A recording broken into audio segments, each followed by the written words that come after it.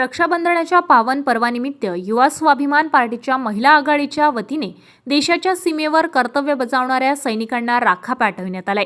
देशाच्या सुरक्षिततेसाठी अहोरात्र कार्यरत असलेल्या जवानांप्रती कृतज्ञता आणि आदर व्यक्त करण्यासाठी हा उपक्रम राबविण्यात आलाय। यावेळी महिला आघाडीच्या पदाधिकाऱ्यांनी जवानांच्या दीर्घायुष्य, उत्तम आरोग्य आणि सुरक्षिततेसाठी शुभेच्छा व्यक्त केल्या।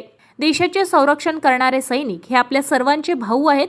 त्यांच्याप्रती प्रेम, आदर आणि कृतज्ञता व्यक्त करण्यासाठी राख्या पाठविण्यात आल्या, अशी भावना महिला आघाडीच्या वतीने करण्यात आली आहे। या उपक्रमामुळे सैनिकांप्रती सन्मान आणि राष्ट्रप्रेमाची भावना अधिक दृढ होत असल्याचे उपस्थितांनी सांगितले।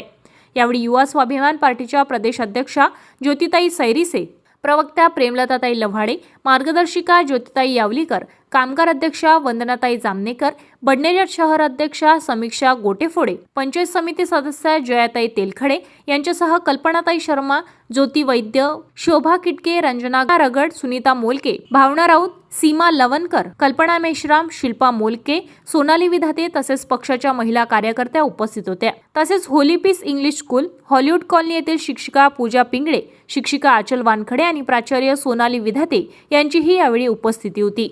नमस्कार। जय स्वाभिमान युवा स्वाभिमानच्या वतीने दरवर्षी माननीय आमदार रविभाऊ राणा व नवनीतजी राणा यांच्या मार्गदर्शनात आपल्या बॉर्डरवर सैनिक लढतात, आम्हाला संरक्षण देतात आणि ते बॉर्डर आपलं घरदार, मुलं बाळं सगळं सोडून ते बॉर्डरवर असतात आणि त्यांच्यासाठी एक छोटीशी फुल नाही फुलाची पाकळी म्हणून युवा स्वाभिमान महिला आघाडीच्या वतीने आम्ही दरवर्षी त्यांना राख्या पाठवतो आणि त्या राखीच्या माध्यमातून त्यांना उत्तम आरोग्य लाभो आणि त्यांना यश मिळो व कुठला तरी छोटासा आनंद मिळो, हाच उद्देश ठेवून आम्ही त्यांच्यासाठी राख्या पाठवत असतो आणि यावर्षीसुद्धा त्यांच्यासाठी राख्या पाठवल्या आहेत। जय स्वाभिमान।